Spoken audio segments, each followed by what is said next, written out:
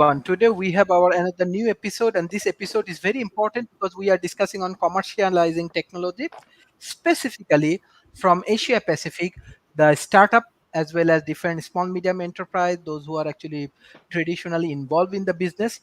This is very important for them, and I want to start from Professor Edward. Professor Edward, how you Mhm, want to analyze this topic, especially mhm, commercializing technology, mhm, if you share more of mhm, industrial experience with our audience. mhm. Well, this is indeed one of all of your episodes are important, but this is really one of the most important episodes because playing around with technology in the laboratory is all very cool, okay? But commercializing it really in a free society of individuals is most important indeed. Um, this week marks the 10th anniversary of the passing of one of the greatest commercializing innovators in human history, Steve Jobs. And Steve Jobs passed away about 10 years ago, unfortunately. But he's one of the reasons why we're having this discussion today, because he was a commercializer. I want to read a quote from Steve Jobs right now before I make my few points here. This is Steve Jobs. He said, and this is for all of you listening, all you entrepreneurs, all you young people in the Asia Pacific area. This is Steve Jobs' quote, your time is limited, so don't waste it living someone else's life. Don't be trapped by dogma, which is living with the results of other people's thinking. Don't let the noise of other opinions drown out your own inner voice. And most important, have the courage to follow your heart and intuition, unquote. That's Steve Jobs. Steve Jobs and his partner, co-founder of Apple, Steve Wozniak, had this wacky idea of computers for everybody. And they played around in their garage and in their house, and they came up with what, kind of is now the most richest company in the world because they said we need to commercialize this technology, not just play around it in our garage, but make it accessible to everyone. In fact, one of the things that Steve Jobs did when they were developing the first Apple One and then really the Apple II computer, which was the first commercially successful one, was to go and look at appliances. In other words, to look at things in a store that a consumer doesn't need to be an engineer to figure out. They don't have to solder together little parts. They push a button and it works. That's commercialization. Commercialization is taking a technology, something that maybe is theoretical or you got all the parts there, and pulling it together and making it accessible to everyone. If you're an entrepreneur in the Asian Pacific area, a couple of lessons. First of all, you're probably going to fail at some point, but try to fail forward. Henry Ford, who was in a sense the Steve Jobs of his day, because he made automobiles accessible to most Americans. He had two companies he started before Ford Motor Company, and they failed. So did he slink off and say, well, that's it, I'm done? No, he said, well, I'm learning from my failures. I'm going to try something else. And he came up, of course, with the assembly line, interchangeable parts and the like. And we all know the story. We now have, automobiles, or at least back in that day, automobiles for everybody. Now, of course, it was a kind of one size fits all. The joke was you can have a Ford in any color you want as long as it's black. Okay. And then other entrepreneurs came along and said, we're going to offer more variety. The point is this. If you're an entrepreneur, commercialization means that you take something, you figure out how to make it so that many people can have it, or many businesses, if you're an entrepreneur and you're kind of coming up with some technology that you can use in a business to make your business more efficient. That is what an entrepreneur does. VisiCalc was a computer program. It was a accounting and a program that really helped the Apple II computer sell. Because if you have a nice computer but you can't do anything on it, well, what's the point?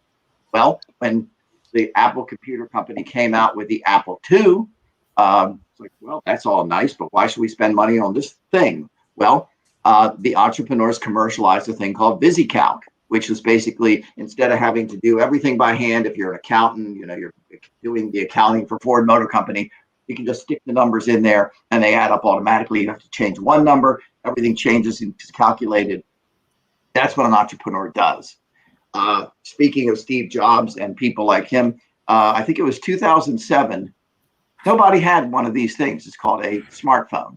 Today, 87% of American adults have a smartphone. In like 15 years, less than 15 years, it went from 0 people having it to 87% of American adults having it. And now a lot of kids are having it. My 10-year-olds are petitioning me for smartphones. They have their iPads already, but there it is. Okay, the point is this. You have to, this is where the entrepreneur comes in. The entrepreneur is someone who thinks out of the box. They think a different way. They try this, they try that. It's not big government enterprises. It's entrepreneurs trying one thing, trying another thing, failing here, failing there, putting it together a different way. If you're in the Asian Pacific area, you really have to be and think like an entrepreneur. Where are some of the books I've got? Educate yourself in businesses and what businesses fail and what businesses succeed and what businesses try again. Read 0 to 1 by Peter Thiel. He was co-founder of PayPal. He's a big entrepreneur right now, funding a lot of cool stuff. Bold is another great book. This is by Peter Diamandis and Stephen Kotler, and it's a really great book. It's very, very readable. So if you are an Asian Pacific young person, an entrepreneur, open your mind to being an entrepreneur. Read books like this, and again, think about how entrepreneurs succeed, and let that be your lesson. So again, on the anniversary of the passing of the great Steve Jobs, think like Steve, think out of the box, follow your own dreams, follow what makes you excited and passionate. Do it. Thank you, Professor Edward. Mr. Dan. Commercializing technology is a great topic because when you think about it, we are DNA's technology. We are the technology that DNA is commercializing through the process of evolution. If you really want to kind of think in kind of a flip the script, abstract way of it, which and how evolution works is through a combination of competition and collaboration. When evolution's in an early phase, there's single-celled organisms competing for resources, and it's kind of an every organism for itself sort of situation. But to build higher organisms, you need to build a culture of cooperation, collaboration, and that's the phase of evolution that we should biomimic, I believe. And I think one of the great systems we have that does this is the open source version of commercialization. We are in obviously a very dire phase of our relationship with our natural resource world and our biosphere. So this is a time when we need to be as collaborative and open source and innovative as possible. And fortunately, we have a great assortment of tools to do so that are just barely beginning to be accessed in the digital world. One that I am a big fan of is geospatial information systems, which are just beginning to be utilized. That's the why of where, as it's been called. So using that tool can open up whole new possibilities. It's almost like the steam engine. What the steam engine did for the Industrial Revolution, I think geospatial information systems is going to do for the information revolution. And I'm getting some support from Edward on that topic, and not only that, but open source, which is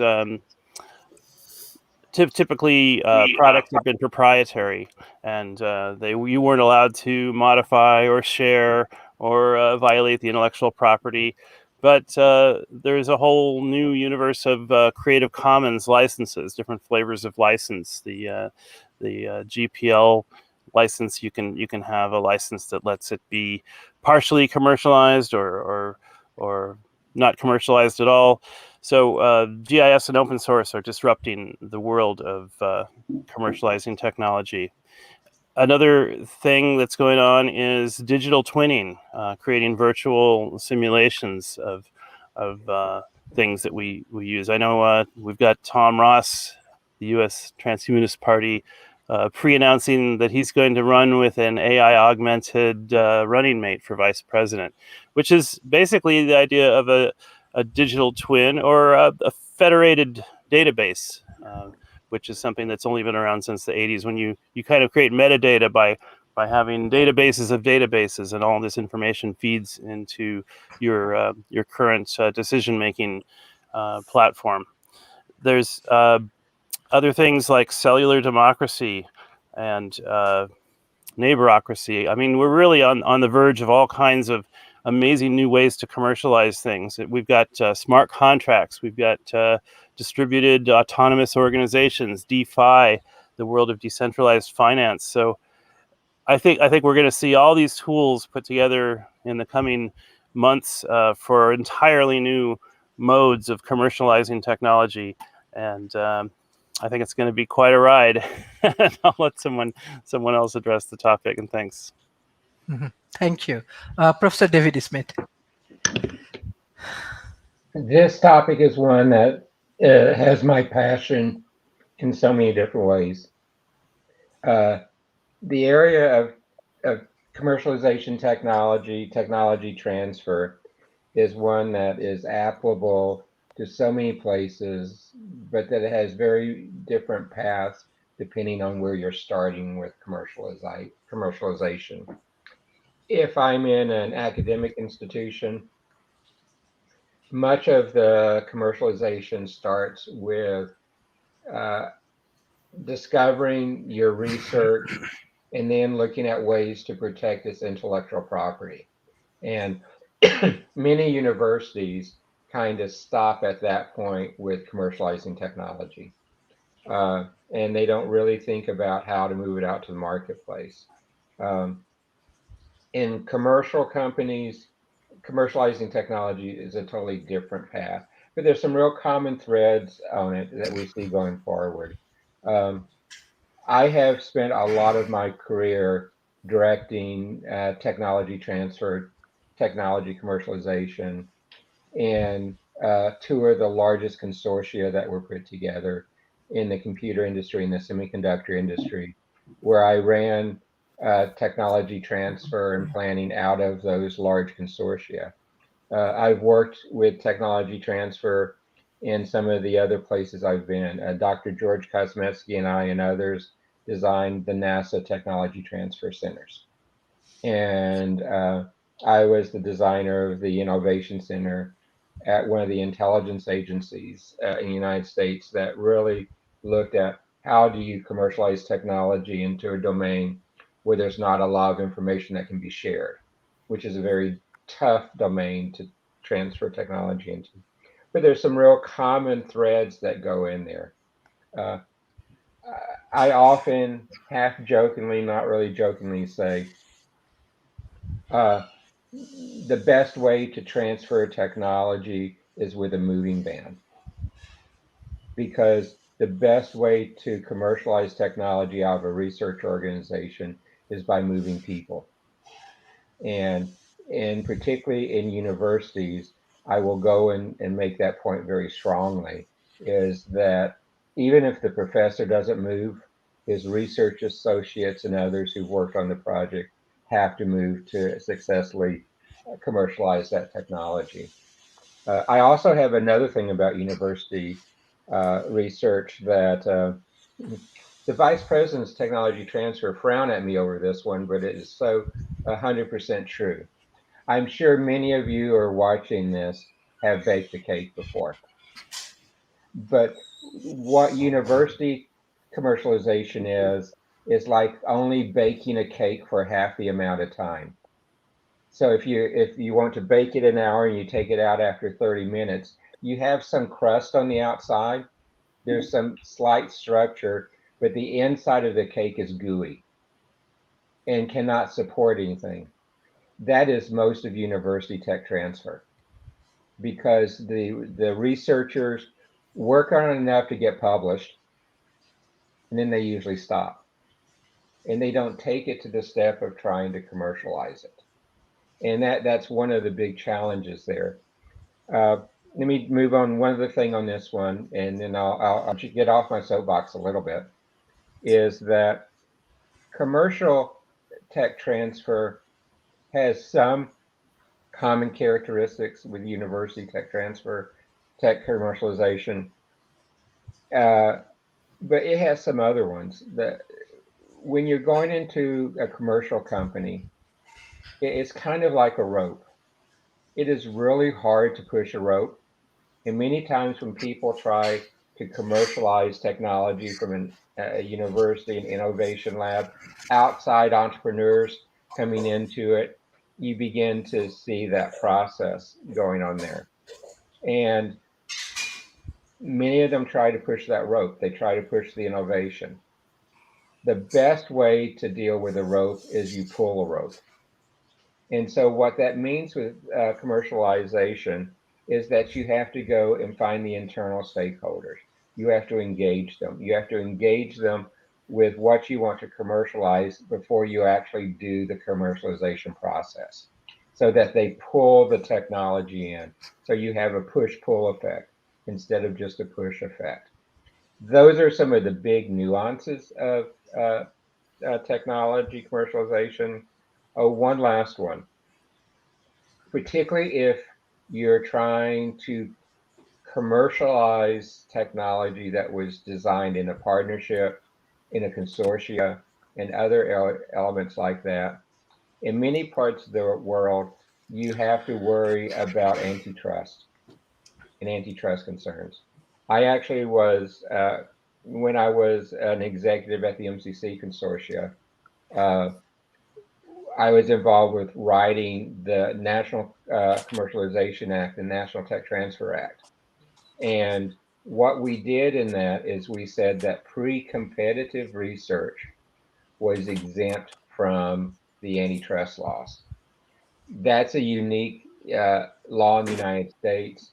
Other countries where they have laws around antitrust and things like that, that's a great model to follow because it encourages free sharing of the base innovations transferred to all the companies equally before they commercialize it with their own unique spin. And I think that is a very important way to set it up and begin to do things with it. And last thing, just looking at some of the notes from Edward, one of my mentors actually was Bob Noyce, and I ran his technology commercialization tech transfer A group great hero. at Cimitech. Oh, he was. He was so much one of my heroes. I actually produced the worldwide celebration for him when he died and was at his house actually the day he died that evening. So one of my heroes there too. But Intel, who Bob was one of the founders of, was actually a hard place to transfer technology into and out of because of how competitive they are there. And they lost the concept that technology commercialization is a team sport. And that's a very important thing to understand is technology commercialization is a team sport, not something an individual can push and drive and do. So Sharif, you can tell this is one of my sandboxes, but thank you so much for letting me put my 2 cents in. Thank you, Professor David Smith. Professor Viba. Hi. I'm going to disagree with Donald a little bit. I've been almost a solo person on a journey with a technology commercialization project, but I have some caveats about how to do it. First of all, you have to decide that you're going to survive for the long haul. If you have a technology that none of the funders around you completely embrace in the team and understand. We have had the distinction at my company of also not being able to get a university to work with us because the professors that were canvassed at 3 major universities in British Columbia didn't feel that they were qualified. So sometimes you don't find the talent pool at the universities And sometimes this can be a bit of a frustration, but so what the hindsight advice that I have for technology companies is, when you are funded, take the technology to the highest technology readiness level that you can, despite if you have a university research team that is wanting to slow you down. One of the things you need to do is help encourage them to take your TRL to at least a 5 or a 6 if you can, early on, so that you have more data and more traction with the technology itself. If you have technology up and running, you're in a much better position than if you don't. And your team will change over the years. And most technology companies are funded more quickly, but with climate change, what we ran into is a lot of people who were essentially blind to the idea that greenhouse gases needed to be removed from the atmosphere. And so, without any belief in needing infrastructure, this has slowed us down a little bit. But I have chosen to stay in it for the long haul. And finally, unfortunately, the situation is bad enough that now funders are opening innovative ways to fund the technology. So, persistence will pay off. And if you can find a way to survive and keep the doors open with a technology that is a little ahead of its time, I'm pretty sure it will be worth it for you. And also, another thing to bear in mind is your carbon footprint of your technology. If you could work that out ahead of time. And also, another mantra comes to mind as well too: if you can't recycle it, don't make it. We need to have that meme go through the innovation community and become a bedrock of all of our consumer products. That's very important right now. One of the things that I have been doing is encouraging angel investors themselves in their networks to take their whole investment portfolio carbon negative, because it is a large source of carbon footprint, the innovative space in the world. And we need to be really cognizant of that right now. And if we adapt, then we will really succeed really well. And that's about all I have to say at this point. Thanks. Sharif. Thank you. Madam Ali Rice. Hi, how are you? Okay, so I'm not techie really, but I use technology to facilitate what I do. And I have done what Steve Jobs suggested. So I've followed my dreams and used my innovation and my intuition to do what I do. And I'm a creative. I'm a master of leading the creative process to inspire and engage young people. And most recently, doing that through film and animation is a really good way of doing it. And I think commercializing, understanding how to commercialize something and finding partners to come on board is something that's really important. So we need to make those bridges between, people that, like corporate social responsibility.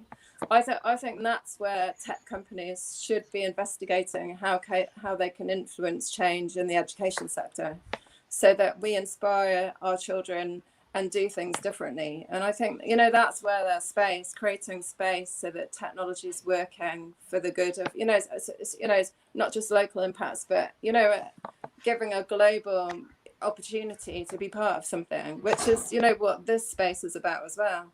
So I think, so we need to make those bridge connections between us to enable something to happen. And I did research this. So there's kind of 8 essential emerging technologies, apparently. And augmented reality, virtual reality, robots, artificial intelligence, blockchain, which I don't understand at all. The Internet of Things, I kind of get really, because we're all using devices, and that kind of interconnection, so that we can make these incredible connections, across the oceans of the world, and find kind of common ground, really. So I think it's, that kind of, that potential for innovation is really exciting, but we need to catalyze the change from where we are, and enable that to happen. So I'm just about to start working with a Catalyst organization that's a leadership program. And I've always catalyzed change, but it needs to be a bigger process that kind of brings those stakeholders on board so that they realize the potential to do things in a different way. And then there'll be less children at school that are disengaged. So I think that kind of engagement is, and I'm part of the Royal Society of Arts as well. So I'm kind of still carrying the torch that Sir Ken Robinson left behind him. That creativity is key to all of us. And we need to inspire that creativity in our children so that they realize their potential. And it's not just about creating, it's not creativity per se, it's about creating a future that they want and they love, really, doing what they love so that they're passionate. That's it from me for now. Okay, that's great. That's great. Mr. Raymond. Good morning, everybody. Thanks, Sharif, for the invitation again. Lovely to be here. Can you hear me okay? Yes. Perfect. Yeah, really interesting topic, this commercialization of technology. I too am coming from a creative arts background, but I've found myself over the years in the journey to purpose discovery journey, coming across different ideas and concepts, group economics being one, and as we're moving into this like technological information sort of era, I've been really drawn into associating with like-minded people or forums such as this, whereby I get to understand other leaders and their thinking, because obviously this is such a big thing that we have in front of us, that we're stepping into this new space, which is enormous. So really what we're looking at is stepping out of a Model T Ford, and we're stepping into something that's maybe a little bit more energy efficient, a little bit more solid, and a little bit a lot faster. So this so like utilizing or understanding how to utilize this technology for the betterment of us as a species, as well as incorporating and being inclusive of other species that we share the planet with, is really exciting. There's a couple of different big organizations. I mean, over the years, I've been keeping track on the Venus Project. Ecoria is another big project which has massive vision for bringing together like-minded people into a new structure, creating a new framework. So obviously, this framework is going to need leaders and it's going to need experts. We already have the technology, so it's really about bringing together this the holy trinity, if you like, which could be looked at as like the blockchain, AI, and what I heard described as the Internet of Things. To try and put succinctly for Ali, what is the blockchain? If you imagine the internet on steroids. Okay. So basically, you take the internet and you times it to the power of 10 or 1,000 or whatever. It could be as big as you like. So you're creating. Also, if you look at like the Mandelbrot set, you sort of go, the closer you go into it, it expands. It's always changing. It's always flourishing.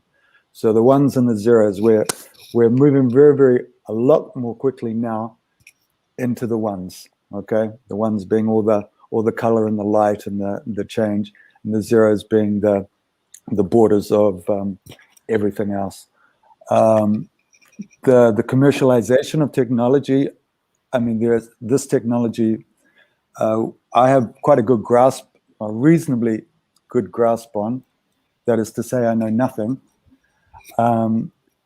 Having worked very closely over the last 9 months with a blockchain open source company that are promoting their ecosystem And basically, it's a utility-based ecosystem with everything deals with the privatization of communication via voice over blockchain, email over blockchain, which is obviously we see the impact of Facebook, WhatsApp, Instagram being shut down for whatever reason.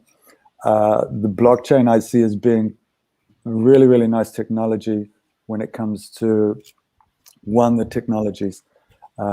Two, you have the efficiency of the energy efficiency of it. Being open source, it's available to everybody.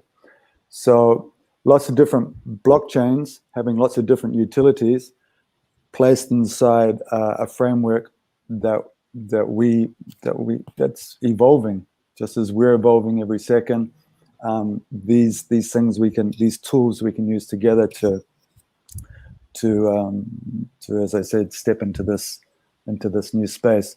All this technology with regards to this particular blockchain, the G999 main.net blockchain, they've been very, very successful developing a nice seamless operation, but of course the commercialization of it, getting it out into the masses, is always a challenge. So what they did back in October 2020, a group of people went to the chairman of this company and said, look, we want to take this and we want to run with it. We love the idea. We love the idea of people being in charge of their own finances, people having a way to be able to take back sovereignty and various aspects of their lives. And so they formed a partnership with this company. And over the course of, I think, 8-9 months, they expanded from 7 people to more than 128,000 people that are involved in utilizing and expressing and making visible this blockchain and its utilities.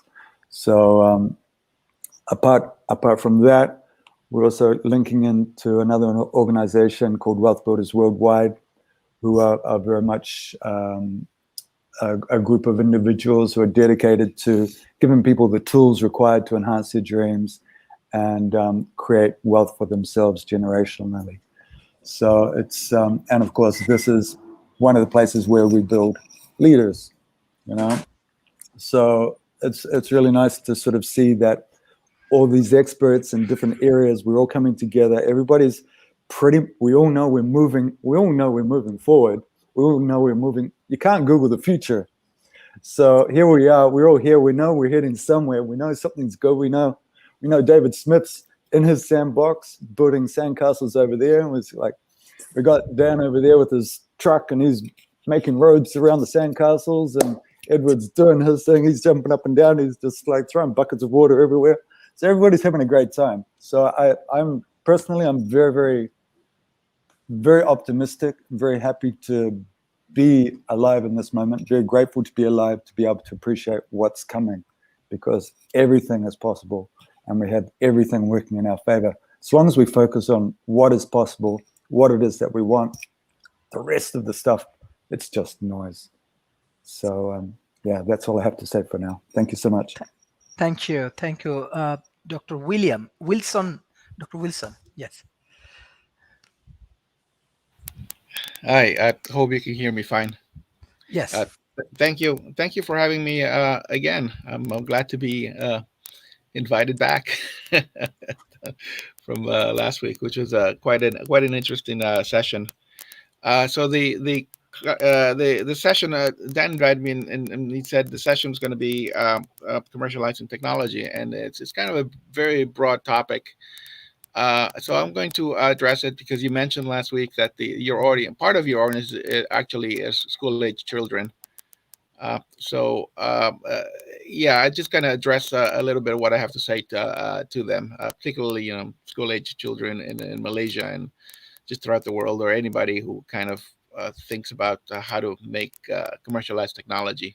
So first, I mean, I myself, I'm an entrepreneur. I've been on this journey for about 4 or 5 years. Started out as basically out of school after earning a doctorate. Uh, just went into industry, and then worked for various companies that were trying to commercialize technology. So I have kind of personal knowledge of the road to commercializing technology. And so what I have to say to the children of the world is that it's very hard. It's hard to commercialize technology because you have to start with an idea. You kind of look around you, and then you see basically there's a need, and then you have to make something out of nothing, basically. So that's kind of, I mean, if you kind of read about what entrepreneurs kind of their way of thinking, it's just basically that you have to create value for the world out of nothing, out of your own experiences, your own resources, and then that's kind of the hard part is basically drawing on those resources. So in the going back to the history of commercialization, I mean, you can see how hard it is. You look at for example, electricity when it came out at the turn of the century. All right, there were people were relying on well oil to heat up and kind of light their places. There were also there was there was no and then other sources. I mean, there was also something called wood gas, where basically you burn incomplete combustion of wood, and then you burn that it's actually there's a form. It's now we understand it as syngas. So used to burn these things also for lighting, but there were problems with that. So electricity, it was obvious electricity was a much better source of lighting, but nevertheless it took several decades for it to infiltrate into the to the mainstream. And you can, if you look at around for various other technologies, you look like a TV, right? It's just kind of an obvious thing that also took several decades for a majority of the population to get to have a TV in their houses. So the history of technology is that it's very difficult to get a product, even if it's like widely desired by a majority of the people. And the trouble is that in the beginning, it's very people don't know that they need something, or they this is actually something of value. And so the hard part is basically convincing people that this is a value, changing their mindset.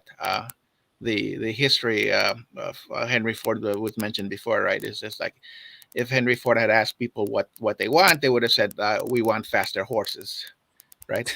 not, not, not necessarily cars, right? So that's kind of the they got you there. And then commercialization is from my point of view an endless kind of iterative process. You have to go and make something, and you see whether it's value, and then you go back and to the lab, or to the uh, your working station, and you have to improve it, and then you present it to people, and then so it's kind of a multi-stage process to do that. So the other thing I have to say is that, I mean, in regards to the pressing problems, nobody. I'm working in the field of climate change, and how do we build commercialized technology in this area. Nobody really knows how to do that yet, because you don't see like big conglomerates of big companies doing this. It's all small startup companies. I've heard there are about 1,200 startup companies in this area. So there's plenty of room for future entrepreneurs out there in this particular area. And then so there's what I have to say is just get as much advice as you can. Don't be deterred by the naysayers, and then just yeah, study how other people have commercialized technology, and then the world needs solutions to climate change, and then the more of you out there trying to work on this problem, the better. Thank you. Mhm. Thank you, Mr. Adam. Thank you, Sharif. Can you hear me Yes. okay? For commercializing technology. The microphone's rubbish. I do apologise. This topic reminded me of the urban legend that the Can't hear military. him. Oh, damn it! Can you hear me now? Let's get a bit closer. Yes. Yeah. Okay. Yes. What was I saying? Yeah, this topic reminded me of the urban legend that the military or some clandestine groups in general are in possession of technology that is usually 2 or 3 decades ahead of what is available on the market to the ordinary consumer, depending on who you ask, 2 or 3 decades.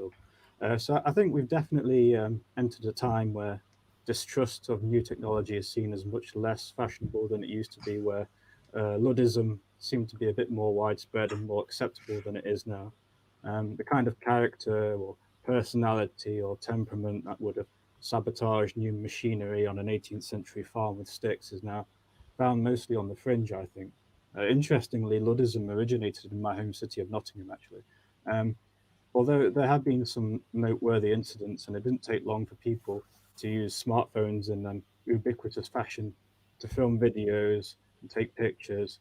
That happened so soon after people were expressing disdain for the Google Glass and the encroachment of privacy in public life. That's a bit of an oxymoron, but I know I've used that example before.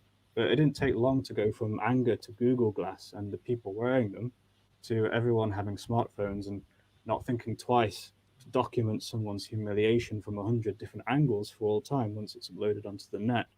That just goes to show how brittle most people's values and morals and common sense can be, unfortunately. And it's very interesting how we still call these handheld devices phones when we probably use the phone function the least. I would say we use them as cameras and modern versions of the telegram more than actual phones. One aspect I find to be a rather negative point is obsolescence, and too big to fail bodies like conglomerates and corporations have been known to cut corners. So, how much of that obsolescence is built in, how much of it is by design, is scandalous to me, really. However, having said that, I think we will eventually come to a point where devices will be equipped with more what I like to call morphological freedom, where future devices will have more of a shape shifting quality, which could be enabled with nanotechnology, smart fog, or smart dust. So we could download not just software updates, but hardware updates as well into a future device. And it just updates itself automatically without having to buy the next model or next half model, as the case may be. Obviously, our devices are getting smaller and smaller, but they are still restricted in their solidity. But yes, technology has been commercialized so much by now that I don't think most people care to worry too much about the direction we are heading in anymore. So we have gone from Luddism and tech paranoia to a more apathetic over acceptance. And what I mean by that is it's quite apparent now that we are at a fork in the road. The Internet of Things was mentioned earlier, of course. So I've been asking myself, are we going into uh, either a new creative age of joyful cyberdelia and the exploration of consciousness using Neuralinks and neural prostheses to rejoice in loving empathy way beyond what substances like MDMA and LSD could ever give us a taste of? Or are we being duped into an Orwello Huxleyan cyber panopticon where contentment and servitude banishes ideas like freedom and liberty and free will out of our minds forever, where even contemplating such ideas is a physical impossibility? I call this scenario in particular the painless hell, which can be summed up thus: I have no mouth, yet I do not even feel the need to scream. So I must admit that I am a bit less optimistic than other people in these circles, unfortunately. And I've gone from being a techno optimistic transhumanist sort to a palette of mixed feelings. So, yeah, thank you, Sharif. Thank you, Mr. Frank. Thank you for joining today. Yes, hello. Thank you for the invitation again from last week. That was great. Thank you. Let me refer to what Adam just spoke about. And with all due respect, of course, he's referring to what we called back in the day. If this was the year 2013, 14, but it was like a century ago, basically, in terms of technology. It was called the glass hole effect. When the first Google Glass Explorer came out as an experiment, and I have to say this, and I know that I'm kind of swimming against the current here, but basically it was Google's so-called failure that where a whole industry sprang forth, and I'm talking about the smart glasses market. Okay. if Google, you know, didn't try or wouldn't have tried what they tried with Google Glass Explorer, none of this would have happened. So some companies actually were born or had the idea of developing based on what have they have seen on Google Glass Explorer, creating a whole industry around this idea of having a wearable. In talking about a commercialization, this word is for me is one of the core words, a synonym basically of human creativity. And in the same timeline, it was 2017 when our team here, where I am in southern Spain, our team uh, uh, developed a whole solution. Imagine for a second an Amazon-like uh, everything as a service platform where you would have small glasses, not only Google Glass, Enterprise One at that time, but also Vuzix and Epson and two other brands, in which you would have these not only the hardware but also turnkey applications and the platform to communicate. And basically, you have it all done, all set up just to go and function on your own, or if you wanted further integration, you could do that as well. It takes me to this keyword, which is platform. And I would, for example, for everybody watching out there, I would advise to read a couple of great books on the subject. One is called Machine Platform Crowd: Harnessing Our Digital Future by Andrew McAfee at MIT. The other is called The Platform Paradox.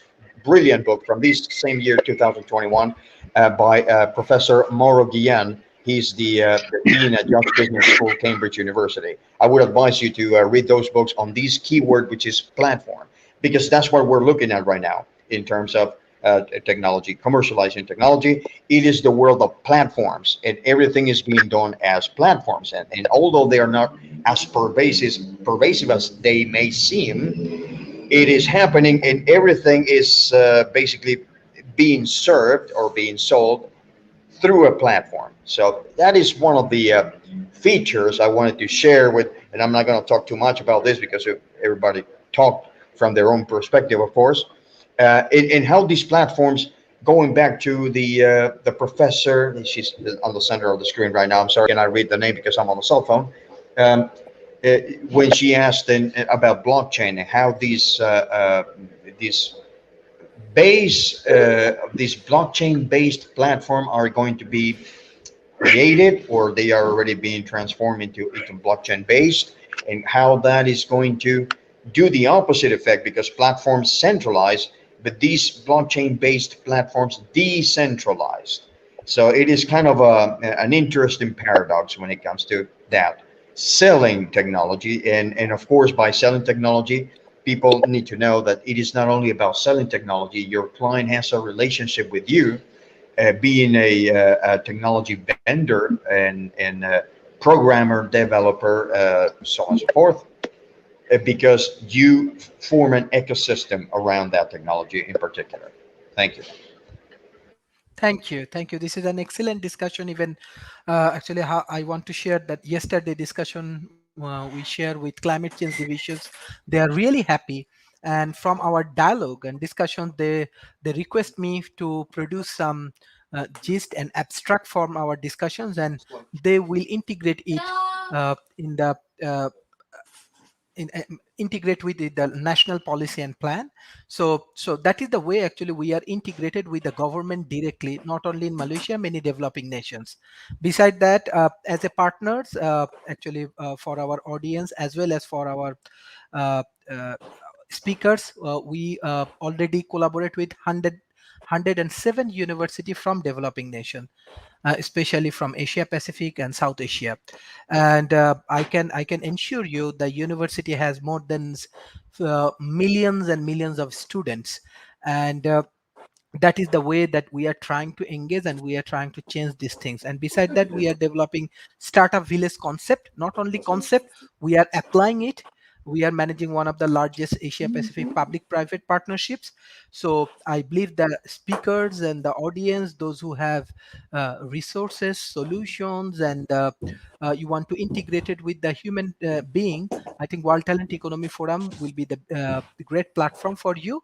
And we are organizing event with this climate change divisions Malaysia, with International Chamber of Commerce, with BBC, with Reuters, with Nikola Tesla graduate schools, as well as one of the largest forum from the Muslim world.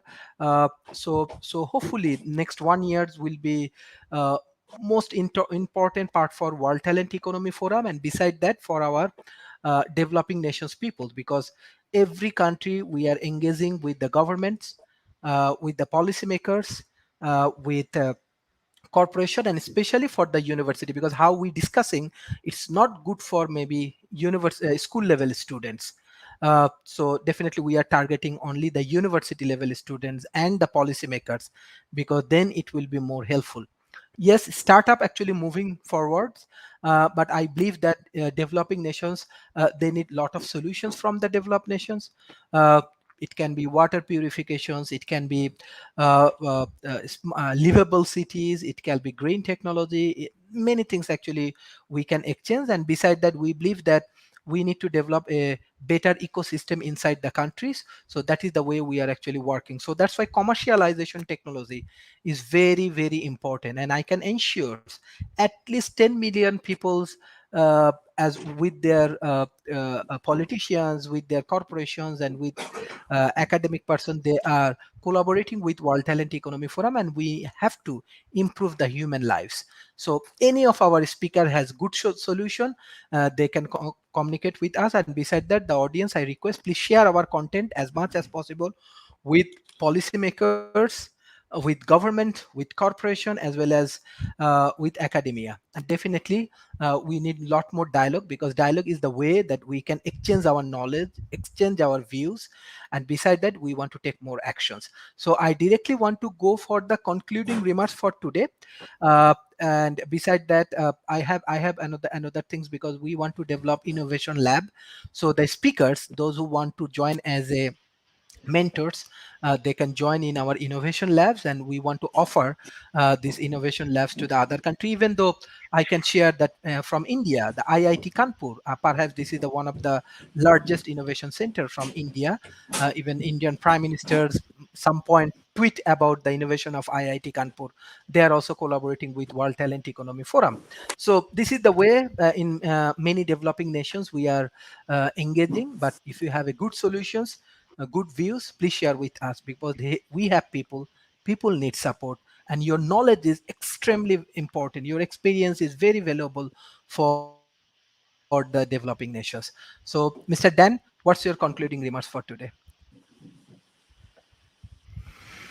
Thanks, Sharif. I love what Viva said, that if it's not recyclable, redesign it. I think that's a great design ethic, and I would say if it's not resilient, don't design it or redesign it. Actually, we have to really, it's code red for humanity as far as our impact on the planet right now, and this is a time to utilize open source and permaculture and all the great technologies that are available to us. I think if having a worldwide outlook on what you do is important. Buckminster Fuller, his design ethic was to create a world where no one was living at the expense of anyone else, and he says that that's basically been possible since like 1969, and we haven't done it yet for a variety of reasons. But I think the resources are starting to align where we could realize his vision of a world that works for everyone, using anticipatory design science, whole systems thinking. Standard economics posits that human wants are unlimited, and really you can convince a human with the right advertising technique that they need anything that they really don't need.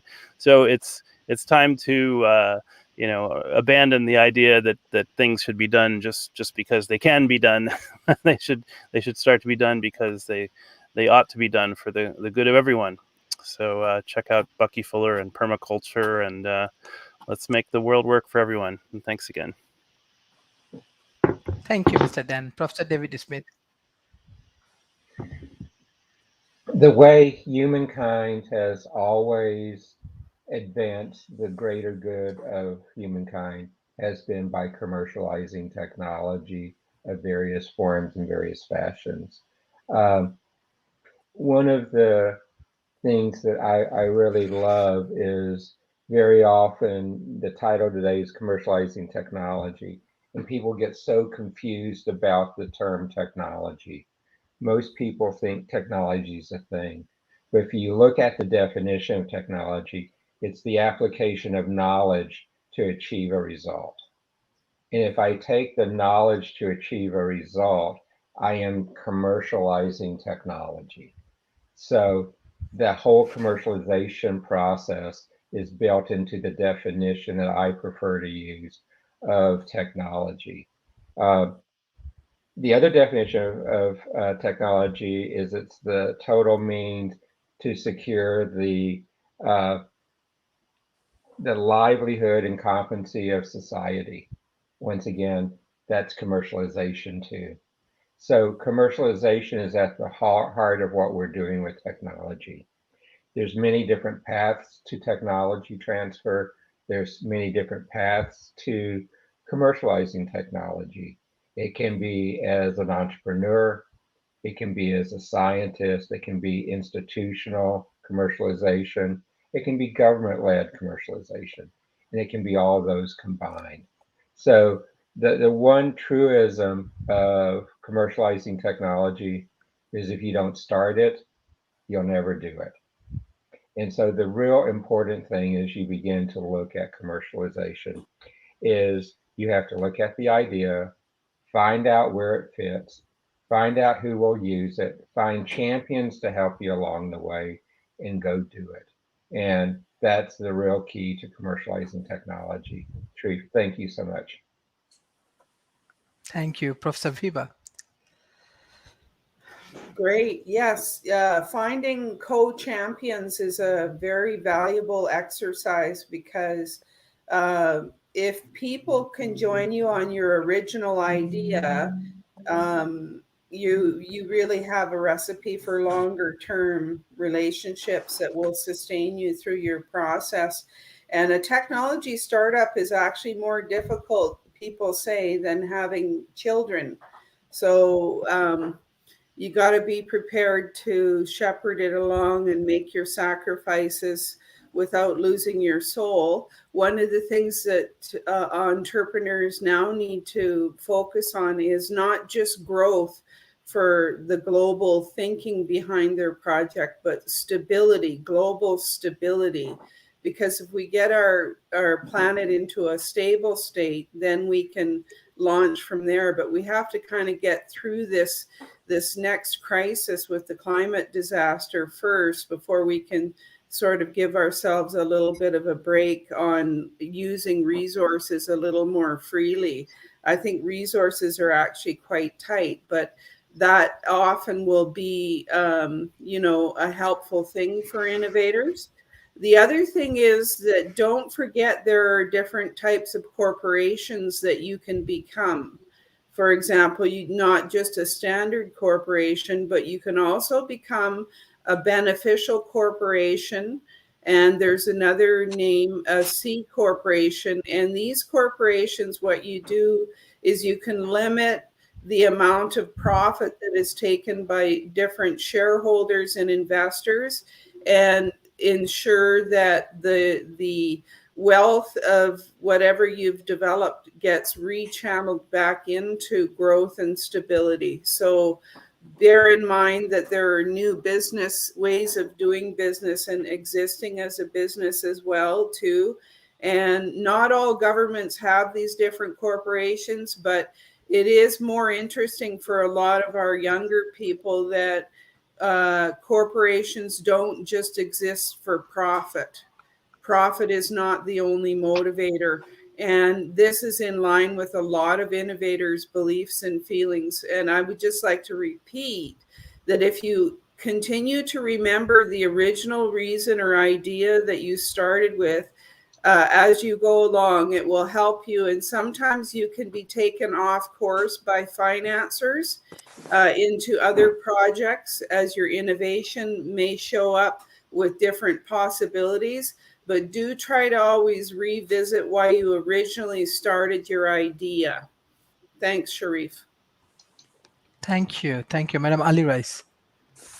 Okay, so I guess my concluding thought is that I'm a social entrepreneur. So essentially, what I've done is use my gifts and talents to catalyze change through the creative process, and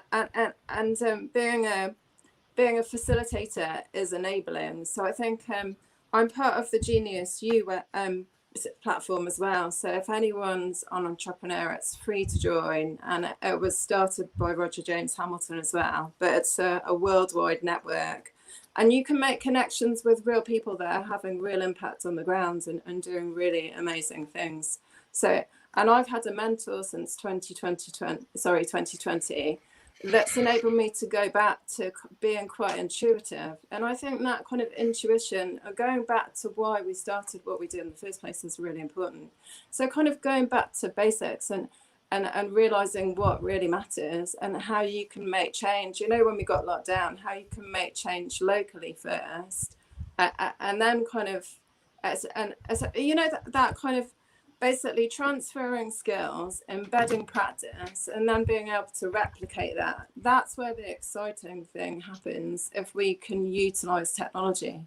So that's what we need to shine light on, things that show innovation that works so that people can do the same thing elsewhere. And so that's my thought, really. And essentially, I just think in this day and age, we need to move away from the extraction model. So, you know, we've tapped all the natural resources to such an extent. And if we pollute the air for everyone, you know. So I don't understand why we don't look at alternatives. And it's the big corporates and the petrochemical industries that are in bed with the government. So it's in their interest to, and the pharmaceutical industries as well, you know. So I think, you know, that we need systematic change, but the systems weren't sustainable before COVID, but COVID's going to be given the excuse for why things failed, but they weren't sustainable anyway. So there needs to be massive change and shifts. And, you know, and it was always there. And our children, I think this young generation are really well informed and probably are going to offer the solutions that we can't figure out because we're so stuck in the way things are. And they can see where the change can be. So yeah, I think this new generation's gonna be incredible. So, and they have a power of voice as well that we probably didn't have because there weren't social networks. So yeah, it'll be interesting to see what happens. Thank you, Mr. Raymond. Mr. Raymond. I got you. Yeah, I agree with what Viva was saying. Is definitely purpose over profit.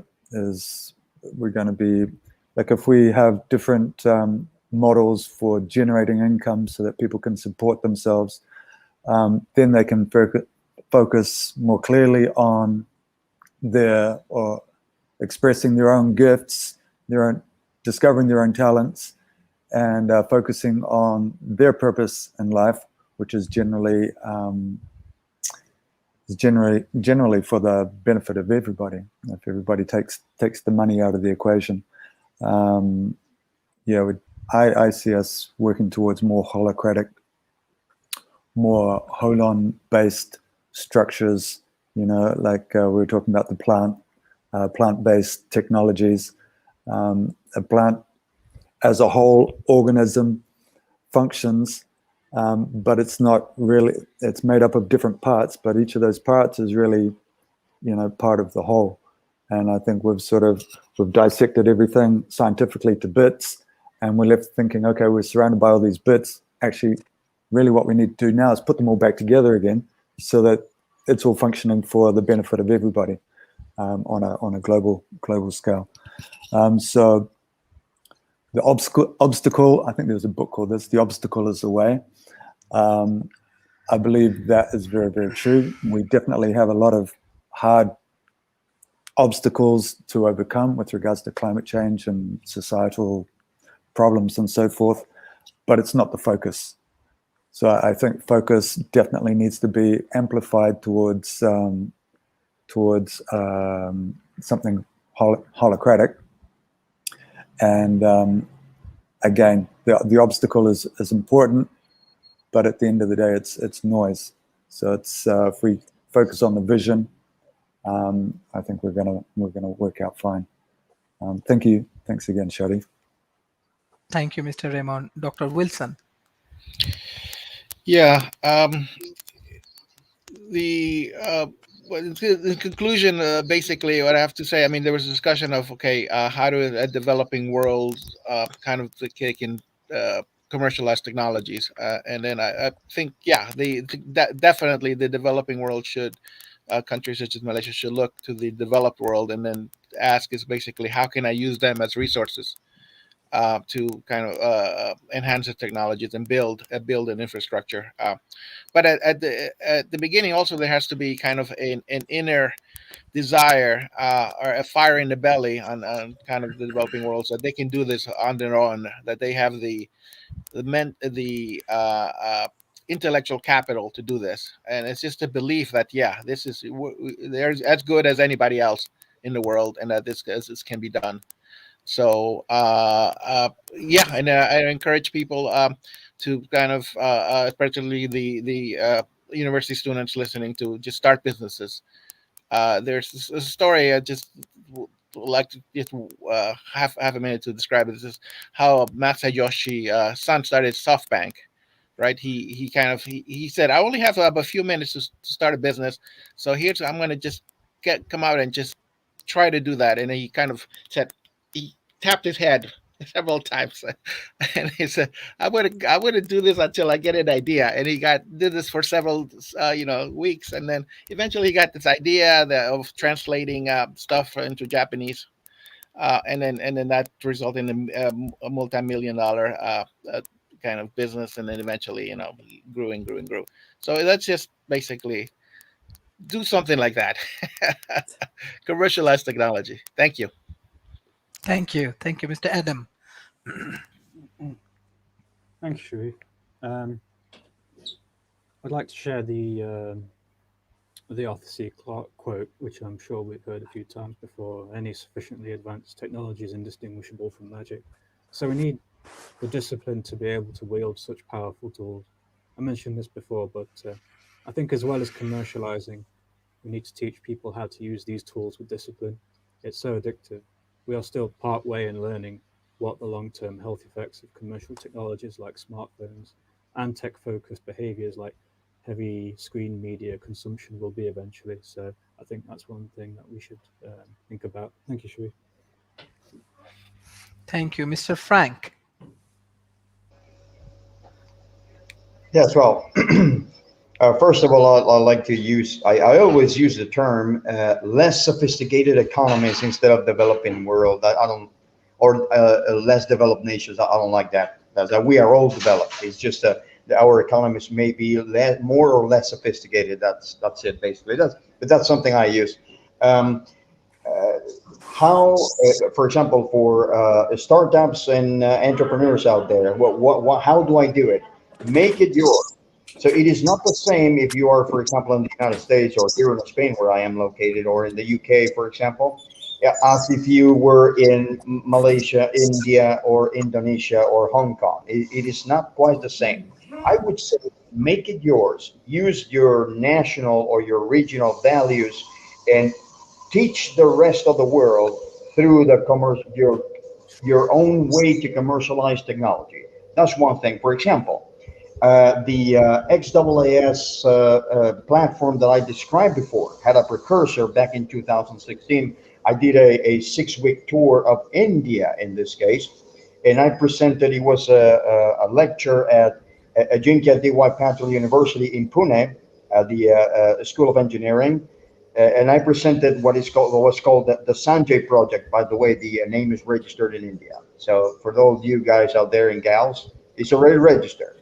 The Sanjay project. And if Hindus, for example, Hindus in this case, most of the time, they could hear the name Sanjay. It is one of the characters in the Bhagavad Gita, because I presented the case that Indians created digital streaming some many centuries ago, and that's how we came to Google Glass digital streaming audio and video, basically because of Sanjay. So what I'm talking about is make it yours. Teach the rest of the world about your nation, about your region, about even your culture or even your religion through the way you commercialize technology. Thank you. Thank you. Thank you. This is actually excellent discussion. And beside that, I believe that what the developed nation has different kind of strategy, especially I'm from developing nations. I know many corporations, they become big even without any investment, without any support of a bank, without the support of financial institutions. So this is traditional and different strategy, but we need to be more focused on that how we can innovate world-class technology, and beside that how we can go for the commercializations.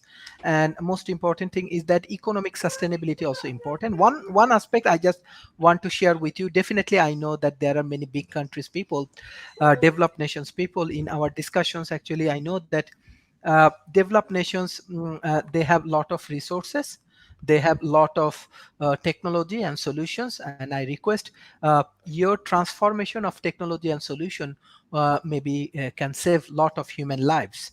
It can be in healthcare, it can be in energy, it can be in water, or it can be livable cities. Everywhere we need to work together. We need to focus in this way how we can contribute for more human being. I don't know, maybe if I we have a better technology, but we do not have opportunity to engage with more people. So in the Asia Pacific, 40% global population in Asia Pacific. Beside that, I want to say, because of my experience in Europe and USA, I can say their infrastructures and the environment and investment opportunity is very good. So definitely this is the future of the world economy, I believe. So hopefully your integration and your collaboration will solve lot of humans problem. So this is an excellent discussion. So the audience, those who are observing our show, share our content as much as possible, and we are open for collaborations. Thank you, Mr. Dan, Professor David Smith, Professor Viva, Madam Ali Rice, Mr. Raymond, Dr. Wilson, Mr. Adam, and Mr. Frank, for your continuous support for World Talent Economy Forum. Bye bye and take care.